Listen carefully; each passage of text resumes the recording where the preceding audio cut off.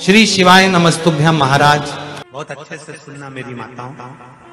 कई माताओं के मन में संशय होता है कि हम 1 महीने का व्रत धारण करते हैं और उस बीच में रजस्वला धर्म आ जाता है। वो रजस्वला धर्म आता है तो हमारे महीने भर का नियम का क्या होता है? इस प्रसंग को थोड़ा ध्यान से सुनना। बार बार ये प्रसंग नहीं मिलेगा और पहले भी कथाओं में ये प्रसंग नहीं आया। आज भीखन गांव की हरिहर्ष महापुराण में ये प्रसंग आया है। तो जितने लोग आस्था पर सुन रहे हैं, जितने फेसबुक यूट्यूब पर सुन रहे हैं, इस प्रसंग को थोड़ा ध्यान से सुनना मेरी माता।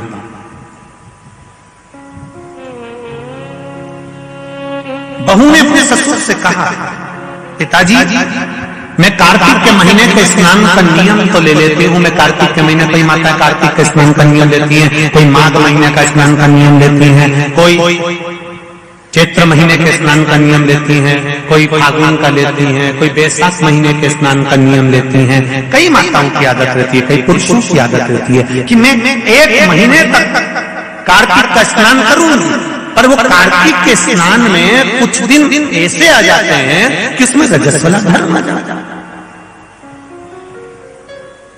अब वो रजो धर्म आ गया, रजस्वला धर्म आ गया, तो उस बीच में उसका नियम पूरा हुआ कि नहीं हुआ? उस बीच में वो 5-7 दिन जो स्नान के लिए नहीं गई, पूजन नहीं करी, तुलसी को जल नहीं चढ़ाया, शालिग्राम जी का पूजन या ठाकुर जी का श्रृंगार नहीं कर पाई, तुलसा महारानी का गीत नहीं गा पाई, तुलसी जी का दीप नहीं लगा पाई, तो उसको कार्तिक के महीने का, क्योंकि ये रजस्वला धर्म तो प्रत्येक महीने आना, नारी के लिए रजो धर्म तो हर महीने प्राप्त होना, तो हर महीने अगर रजो धर्म आना है तो कार्तिक महीने का फिर नियम पूरा कैसे हुआ? फिर नारी का नियम कैसे पूरा होगा? फिर नारी तो फिर नियम टूट गया, नियम टूट गया तो उसको कोई फल नहीं मिला। तो बहू ने अपने ससुर से कहा, एक साहूकार से, साहूकार की बहू ने कहा, ससुर जी मेरे मन के संशय को मिटा दो, मैं कार्तिक का स्नान करना चाहती हूँ और उस कार्तिक के स्नान में सबसे बड़ी अगर विघ्नता आती है तो मेरे 7 दिन 5 दिन जो रजो धर्म के जाएंगे, वो रजो धर्म में मेरा नियम टूट जाएगा। उस नियम को पूरा कैसे किया?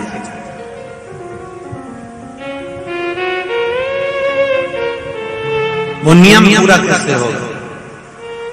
कार्तिक के महीने का स्नान करने वाले जरा ध्यान देंगे, चाहे बैसाख का स्नान करें, चाहे माघ का स्नान करें, मेरी माताओं का रजो धर्म 7 दिन 1 महीने के अंदर आ ही जाता है। और आया तो वो नियम टूटा। उस नियम को पूर्ण कैसे करा?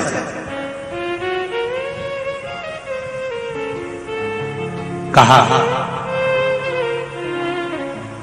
साहूकार ने कहा कि बहू मैं इतना विद्वान तो नहीं हूं, ज्ञानी तो नहीं हूं, पर मैं मेरे गुरु से इस बात को स्मरण कर रहूंगा। अब बहू को कार्तिक का महीना आ रहा है, कार्तिक के महीने का उसको इंतजार था, वो इंतजार में बैठी है। मात्र कार्तिक आने में 8 दिन बचे थे। अब देखिएगा जरा आप में और बहू में क्या अंतर है। कार्तिक के महीने आने में 8 दिन बचते हैं तो आप पुताई चालू कर देते हो। बोलो सही है कि गलत है?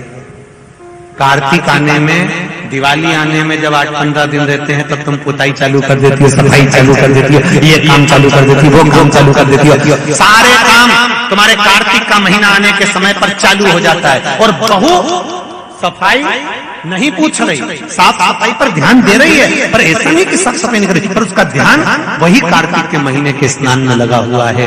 आज बहू 8 दिन बचे और बहू का भोजन छूट गया, उसका भोजन नहीं, भाई मिला अंदर जाए। किसी चीज को पाने की जब तमन्ना होती है ना तो खाना पीना छूट जाता है। ये नागेश्वर मंदिर महिला मंडल से पूछ लेना। बहू की नींद चली गई, उसको भोजन नहीं भागा, नींद गई, भोजन भाया, बड़ी दुखी थी। साहूकार को कोई मिला या ना मिला, इस बहू की आंख का अश्रु तुलसी के क्यारे के पास गिर गया। तुलसी के क्यारे के पास आंसू गिरा, अश्रु गिरा। महाराज अब बहू की आंख का अश्रु झलका, तुलसा महारानी की कुछ कृपा, देवर्षि नारद ने एक साधु का रूप धारण कर, साधु का रूप धारण करता देवर्षि नारद जिस मार्ग से साहूकार जा रहा था उसी मार्ग पर एक वृक्ष के नीचे जाकर बैठ गए।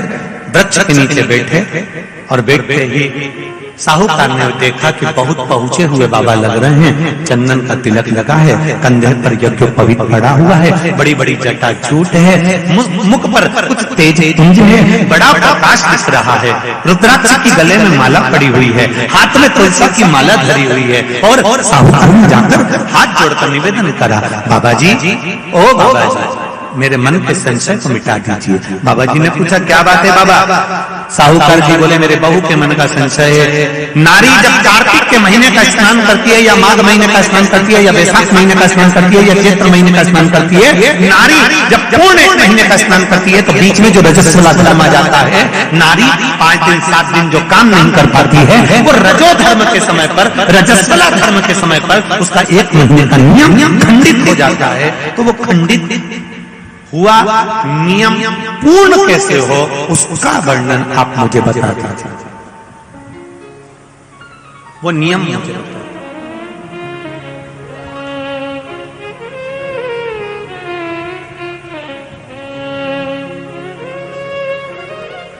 संत के रूप में बैठे हुए देवर्षि नारद, श्रीमन नारायण, श्रीमन श्रीमन नारायण।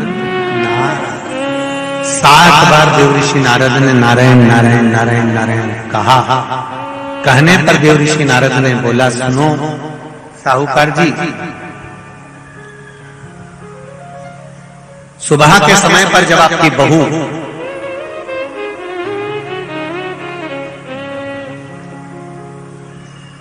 मंदिर की ओर जाए तो उसको इस मार्ग की ओर लेकर आना।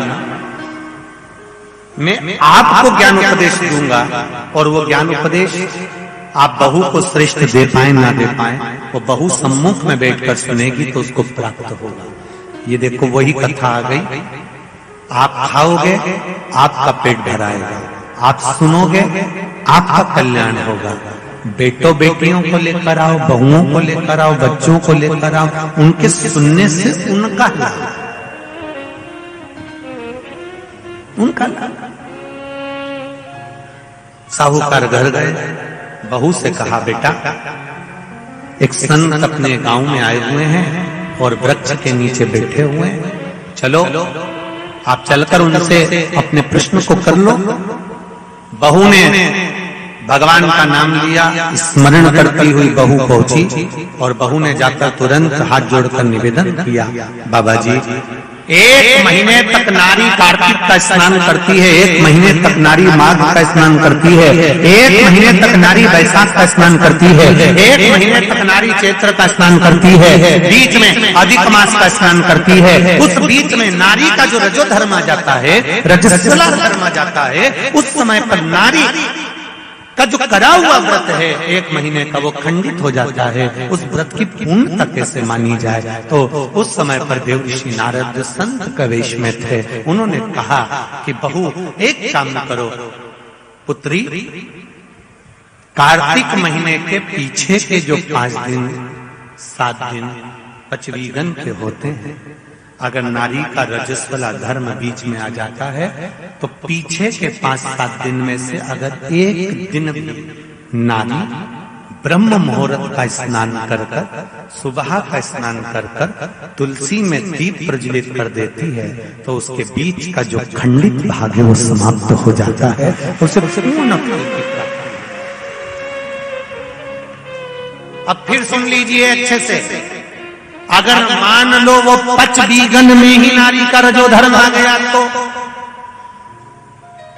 बहुत बहुत ध्यान से सुनना। ये कथा हरिहर शिव महापुराण की कथा जो भीकन गांव वालों को मिली है, संपूर्ण विश्व के कल्याण के लिए बहुत ध्यान देना। हर नारी का प्रश्न है, प्रत्येक नारी के प्रश्न ये सम्मुख में रहता है। मान लो आपने कहा कि रजो धर्म आ गया मध्य में, तो आप पीछे के 5 दिन स्नान करो। वो 5 दिन में अगर रजो धर्म आ गया, फिर शिव महापुराण की कथा कहती है,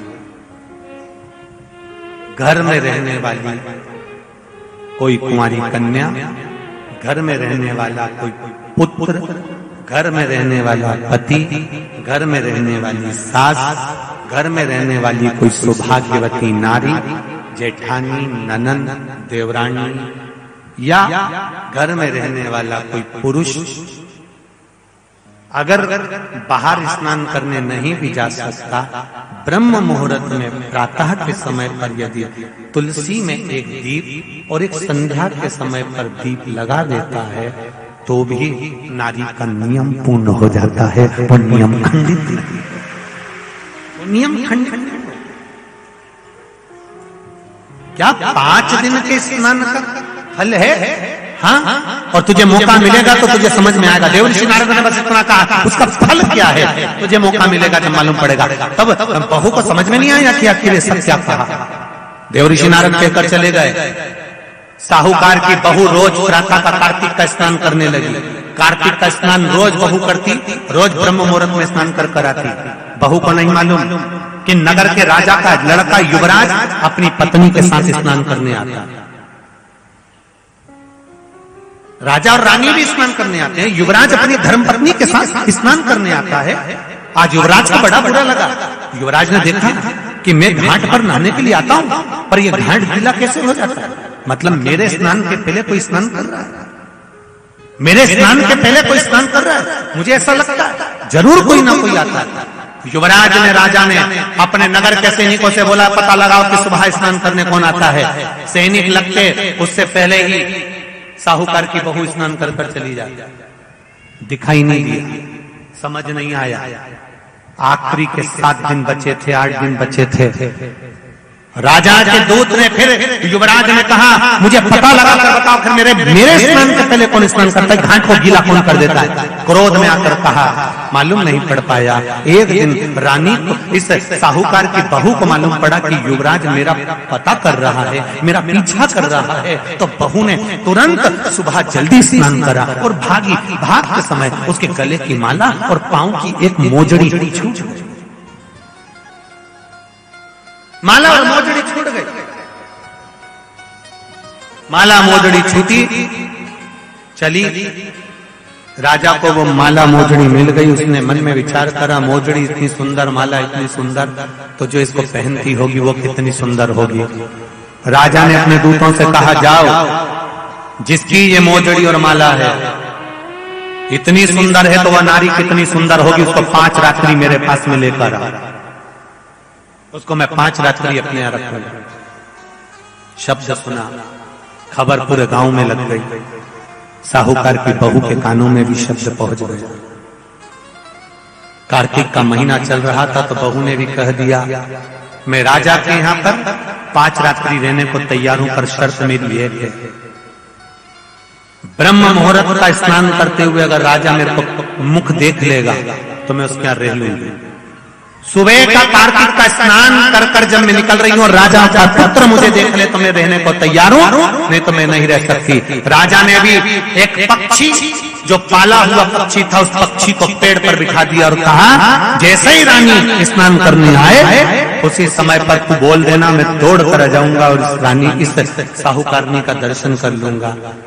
जब साहूकारनी सुबह के समय पर स्नान करने चली तो देहली पर द्वार को छोड़ते समय प्रणाम करते हुए कहती है, हमारे भारत की सभ्यता, भारत की भूमि की संस्कृति, पहले की माताएं जब मायके से ससुराल जाती थी या ससुराल से मायके आती थी तो जिस तांगे में, जिस गाड़ी में, जिस बस में, जिस टैक्सी में भी बैठती थी उसके भी पांव पड़ती थी, उसको भी प्रणाम करती थी। बोलो री जीजिए, सही है कि गलत है?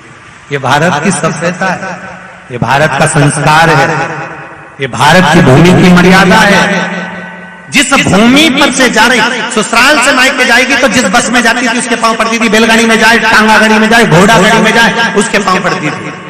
घर से निकलते समय प्रणाम कर कर जाती।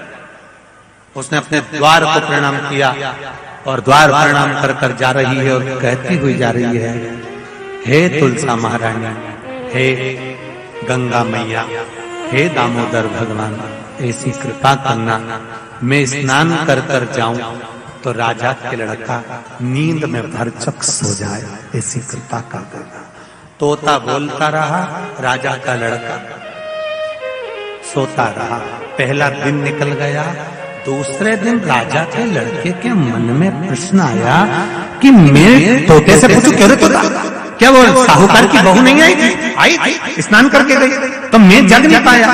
उसने विचार करा, कुछ ऐसा काम करता हूं, पुड़िया में लेकर बैठ गया मिर्ची, रात्रि को डालनी आंख में, रात भर नींद नहीं आएगी। साहूकार नहीं, फिर चली, द्वार को छोड़कर प्रणाम करा, दरवाजे को प्रणाम कर कर, द्वार को पूजन कर कर, जब प्रणाम कर कर चली तो निवेदन कर कर चली, हे द्वार देवता, राजा के लड़के को सुला देना। तो ये स्कंद पुराण की बात शिव महापुराण में भी लिखी गई। पशुपति व्रत में एक नियम है, जब मंदिर में दिया लगाकर जाते हो तो घर के दरवाजे के राइट सीधे हाथ पर दिया लगाते हो। बोलो सही है? सीधे हाथ पे दिया लगाने का महत्व क्यों है? क्योंकि हम मंदिर से चलकर जब आते हैं, अपने घर के सीधे हाथ की ओर जब दिया लगाते हैं तो भगवान से निवेदन करते हैं कि मेरा ये द्वार है और आपके भरोसे पर है, आपको संभालना। दूसरे दिन उसने मिर्ची डाली राजकुमार ने, तो भी उसकी नींद लग गई। तीसरे दिन उसने अपने शरीर पर कट लगा लिया कि इसकी जलन होगी तो नींद नहीं आएगी, मालूम पड़े तो भी नींद आ गई। चौथे दिन उसने आगी जलाकर बैठ गया तो भी नींद आ गई। पांचवें दिन भी उसको नींद आ गई। 5 दिन तक उस साहूकारनी का मुख नहीं दिखा। राजकुमार घर चले गया, गुस्से में लाल हो गया, शरीर में कोई रोग हो गया, शरीर कोड़ी हो गया, टपकने लगा, खाल गलकर गिरने लगी। श्री शिवाय नमस्तुभ्यम। सभी माताओं, बहनों और भक्तजनों से हाथ जोड़कर निवेदन है कि अगर आप इस वीडियो को YouTube पर देख रहे हैं तो इसे लाइक करें और हमारे चैनल को सब्सक्राइब करना न भूलें। भविष्य में आने वाले वीडियो की जानकारी के लिए बेल आइकॉन दबाएं। कमेंट बॉक्स में हर हर महादेव अवश्य लिखें और इस पुण्य के कार्य में अपने दोस्तों और परिवार को भी शामिल करें। इस वीडियो को उनके साथ शेयर करें ताकि वे भी इसे सुनकर लाभ उठा सकें। श्री शिवाय नमस्तुभ्यम। हर हर महादेव।